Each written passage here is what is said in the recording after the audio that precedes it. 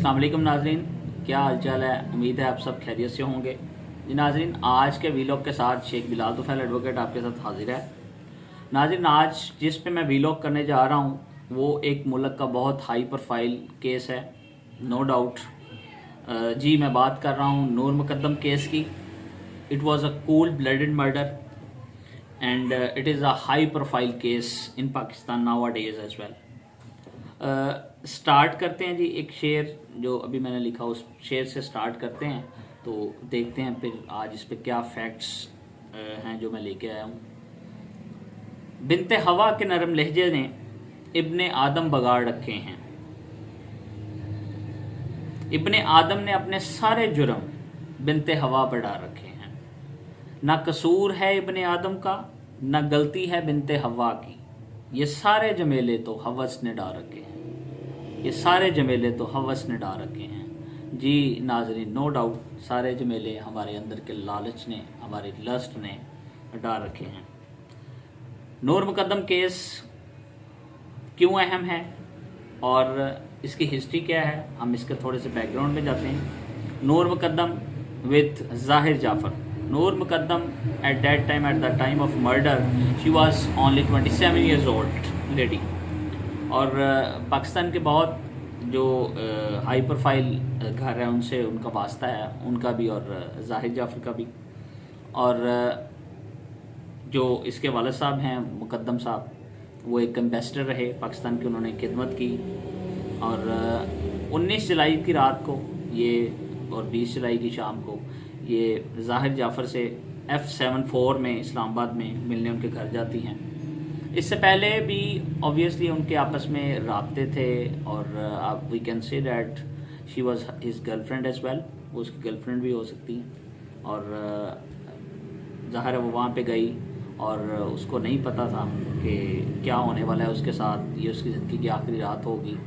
तो काफ़ी देर जो इसका मोबाइल भी बंद रहा नूर मुकद्दम का, उसके पेरेंट्स ने उससे बात करने की कोशिश की लेकिन बात ना हो सकी। नेक्स्ट डे और जब फ़ोन आया नूर मुकद्दम का कि मैं अपनी कुछ फ्रेंड्स के साथ लाहौर जा रही हूँ, उसके parents were satisfied as well, satisfy हो गए उस वक्त। और नूर मुकद्दम जिस तरह शाम को दाखिल हुई 20 जुलाई की शाम को जाहिर जाफ़र के घर। जाहिर जाफ़र की थोड़ी सी हिस्ट्री आपको मैं ये बताता हूँ कि वो एक जाफ़र साहब जो हैं, जाफ़र अहमद, एक बिजनेसमैन है, उसका बेटा है वो। और अमेरिका में ही पला बढ़ा, अमेरिका में उसकी तालीम हुई और बरतानिया में हुई। और यहाँ पे जब वो इस्लामाबाद में रहता था, उसके यहाँ पे भी कुछ अफेयर्स थे जिनमें से एक नूर मुकद्दम के साथ भी था। और इसका जो प्रॉब्लम था, इसने उसको इस तरीके से उसको मार कर ख़त्म किया। नूर मुकद्दम को बेसिकली वो प्रपोज़ कर रहा था और शादी के लिए मना रहा था, और नूर मुकद्दम जो थी वो नहीं मान रही थी। सीसीटीवी कैमरास जब सामने आ गए, फॉरेंसिक रिपोर्ट होगी, हर चीज़ सामने हमारे आ गई, हमने देख लिया और वाज़ेह देखा जा सकता है सीसीटीवी कैमरास पे जो उसके घर में लगे हुए थे जाहिर जाफ़र के, कि उस पर क्या हुआ। हम स्टार्ट करते हैं जी 20 जुलाई से, जब नूर मुकद्दम उसके घर में शाम 7:15 बजे, 8 बजे, 8:15 के करीब, 8:19-20 पे इंटर होती है, फ़ोन सुनती हुई और बड़े खुशगवार मूड में। लेटर ऑन चीखो पुकार की आवाज़ें आती हैं। घर में 3 मुलाजिमीन हैं, एक वॉचमैन है, एक गार्डनर है और एक कुक है। और 2:45 बजे के करीब जो है वो आती है, चीखो पुकार की आवाज़ आती है। वो अपनी जान बचाने की कोशिश करती है। जाहिर जाफ़र उस पर हमला करता है, उसको जुदो कॉप करता है। And he had as well his Swiss knife with him, Swiss knives, and also beheaded her।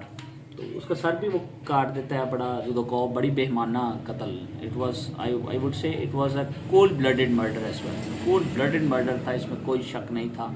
और उसने मारने की तरगीब से उसे घर बुलाया था। जिस तरह आप जाहिर जाफ़र जो ड्रामा कर रहा है आजकल कोर्ट में, खुद को मेंटल साबित करने की कोशिश कर रहा है और कह रहा है कि मुझे या मार दो या मुझे फांसी की सज़ा दे दो या मुझे जो है छोड़ दो, मैं जेल में नहीं रह सकता, मुझे ये किया जा सकता है, वो किया जा सकता है, मैं उसको मारना नहीं चाहता था, वो खुद मरने पे तुली हुई थी। तो इस तरह के 100 ड्रामे जो है वो जाहिर जाफ़र कर रहे हैं।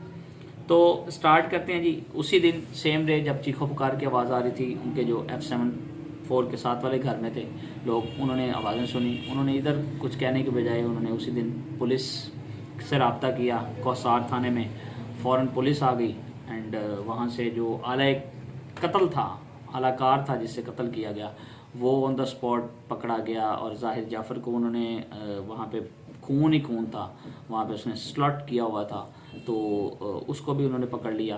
तो केस थोड़ा सा स्टार्ट करें, FIR जो थी वो उसी दिन रिपोर्ट हो गई। और 21 जुलाई को 20 को उसका कत्ल होता है। 21 जुलाई को ज़ाहिर जाफ़र को जो है वो अरेस्ट कर लिया जाता है। और 23 को जो है, जो इन्वेस्टिगेटर्स IO है या जो भी थे, वो अप्रोच करते हैं US में और UK में उसके क्रिमिनल रिकॉर्ड के लिए कि इसका आया क्रिमिनल रिकॉर्ड किस तरह का था अमेरिका में वहाँ पे। और उनको ये बात पता चलती है उसी वक्त के UK में भी इसको डिपोर्ट किया गया था। इसकी यही जो गलत हरकत थी, इसी वजह से ये वहाँ के जो लोग थे वो इससे बहुत ज़्यादा लड़कियाँ तंग थी, इस वजह से इसको डिपोर्ट कर दिया गया। वहाँ पे भी he was rapist as well, we can say, तो रेपिस्ट भी था एंड सो ऑन। 24 जुलाई को पुलिस जो है वो इसका फिजिकल रिमांड लेती है, 2 दिन में उसमें एक्सटेंशन कर दी जाती है, फिजिकल रिमांड इसको मिल गया। 25 जुलाई को उसके पेरेंट्स ज़ाहिर जाफ़र के और उसके हाउस होल्ड जो स्टाफ था, जिस तरह मैंने आपको बताया कि 3 लोग घर में मौजूद थे, जब अपनी जान बचाने के लिए सुबह 7:15 के करीब सही रात वहाँ पे ड्रामा चल रहा होता है 1920 की शब। और 20 जुलाई को वो जब सुबह 7:15 बजे बाहर निकलती है, ऊपर से छलांग लगाती है और वहाँ पे गिरती है, उसको काफ़ी चोटें लगती हैं नूर मुकद्दम को। अगर उस वक्त उसको जो वॉचमैन था बाहर जाने की इजाज़त दे देता तो शायद वो आज ज़िंदा होती नूर मुकद्दम, लेकिन उसने जो थी वो अपने मालिक की बात मानी, उसने उसको बाहर नहीं जाने दिया और उसने जो है वो अपने आप को कैबिन में बंद कर लिया। जब कैबिन में उसने बंद किया तो ऊपर से आवाज़ दी उसने ज़ाहिर जाफ़र ने कि जी इसको बाहर मत जाने दो।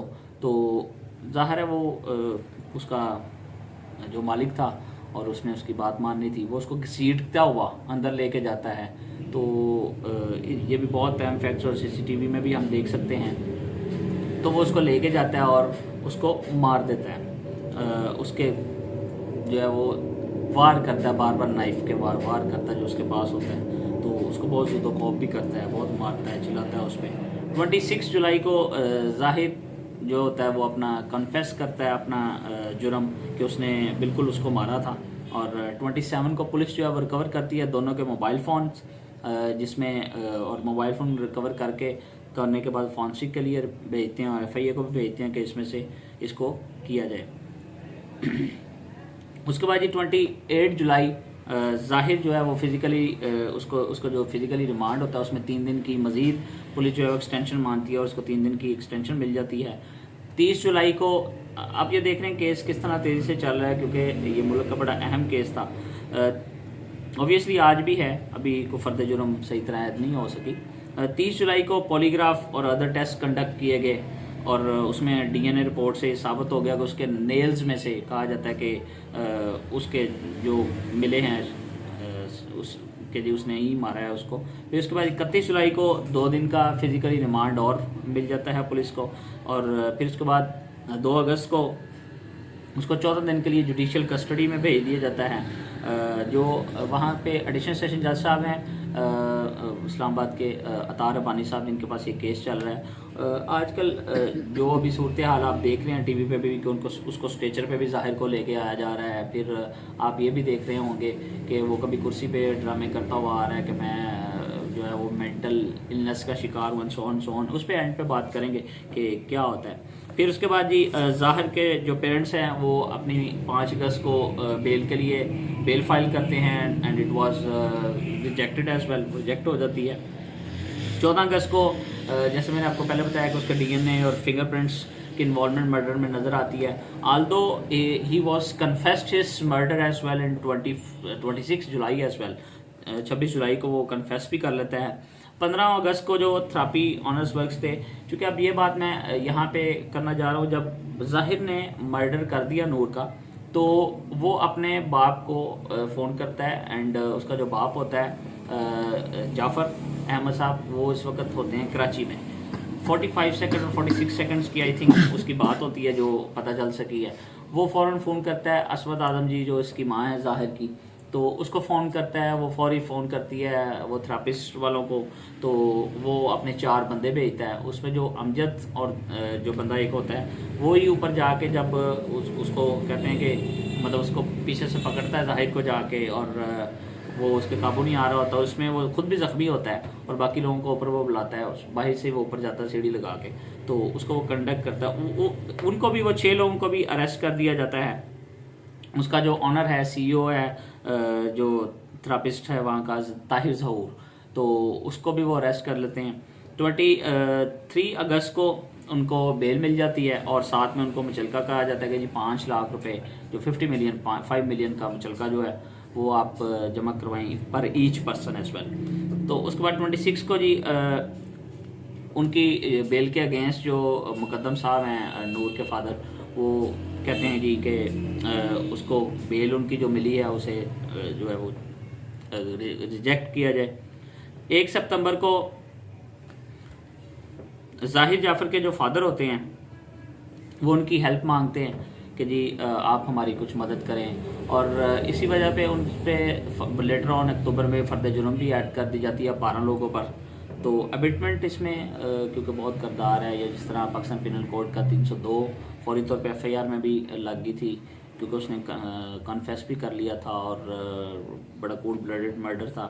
तो 4 सितंबर को हम जो थेरापी का वर्क जो CEO होता है वो इस बात से हमें पता चलता है कि जी he was an alcoholic not insane, कि वो पागल नहीं है, वो शराब में था, शराब के नशे में धुत था और इसने जो है वो ये ब्रूटल मर्डर उसका कर दिया। 9 सितंबर को पुलिस जो है वो चालान सबमिट करवाती है जी। 13 सितंबर को जो चालान सबमिट करवाती है उनको जो बेल मिली होती है, जो 6 लोग होते हैं नूर के फ्रेंड्स और उसके विद पेरेंट्स, वो आउटसाइड कोर्ट वहाँ पे प्रोटेस्ट करते हैं। और 17 सितंबर को जो काउंसिल है जाहिर के पेरेंट्स का, वो अपने आर्ग्यूमेंट्स जो है वो कंक्लूड करता है जी। सितंबर 22 को जी नूर की फैमिली जो होती है वो सिविल सोसाइटी के साथ मिलके प्रेस जो क्लब है उसके बाहर एहतजाज करती है इनके खिलाफ। और 23 को सितंबर 23 को कोर्ट जो होता है वो चालान की कॉपीज जो है वो डिस्ट्रीब्यूट कर देती है। अब मैं ये तो वो थी वो जो चल रहा है। अब मैं आज की बात करता हूँ। जिस तरह मैंने पहले भी कहा था कि उसको लेके आया जाता है जी, कि कभी स्ट्रेचर पे ला रहे हैं, कभी उसको चेयर पे लेके आ रहे हैं, और अभी जो लास्ट उसने जो हेयरिंग थी उसमें भी मैं आपको थोड़ी सी बताता हूँ। इससे पहले उसने बड़ी जो है ना वो एक ड्रामा सा जो है ना क्रिएट करने की, बड़ा ड्रामेटिक आया नहीं मैं कहूँगा, एक ड्रामा सा करने की कोर्ट में बड़ी दफ़ा कोशिश की, चीखो पुकार करने की कोशिश की गई। इसको बाहर इसलिए भेज दिया जाता था कि इसको बाहर ले जाओ। तो ये खुद को बेसिकली एक हम देखते होते हैं कि फिल्मों में अगर किसी को साबित कर दिया जाए कि ये पागल है तो उसको प्ली मिल जाती है और वो उसकी जान छूट जाती है या उसकी सज़ा में कोई कमी हो जाती है। तो हमें ये इस वक्त इसी तरह लग रहा है कि जी इसको कोई प्ली मिलेगी और ये जो है वो इसको फांसी की सज़ा जो है वो शायद ना मिले, लेकिन ऐसा जो बहुत मुश्किल है। शाह खावर साहब जो नूर के लॉयर हैं, उनका तो यही कहना है कि इन पे जब चार्ज लगा था एविडेंस को मिटाने का, तो बाद में फिर वो एविडेंस आला कत्ल ये वो सारी चीज़ें बरामद भी कर ली गई। पुलिस ने बहुत अच्छे तरीके से इसको बरामद कर लिया। SSP इन्वेस्टिगेशन था जो वहाँ का, उसने बहुत अच्छे तरीके से अपना काम किया अपनी टीम लगा के। और अब ये किसी तरह साबित करने की कोशिश की जा रही है कि उसको ये प्ली मिल जाए कि वो मेंटल इलनेस का शिकार है, नफसियाती तनाव उस पर बहुत ज़्यादा है, वो नफसियाती मरीज़ बन चुका है, वो पागल है, इंसेन है, व्हाटएवर। लेकिन इस तरह नहीं होगा। हम और चूँकि हम सारे हम यही कहते हैं कि कोई भी इस तरह का कोई कोल्ड ब्लडेड मर्डर करता है, specially with women as well, तो उसे सख्त से सख्त सज़ा मिलनी चाहिए। तो नाजरीन, ये आज का जो वीलॉग है वो नूर मुकद्दम केस पे है। उम्मीद है आपको पसंद आया होगा। मज़ीद अपडेट जो भी आएगी इंशाल्लाह वो भी मैं आपके साथ शेयर करूँगा। Thank you very much.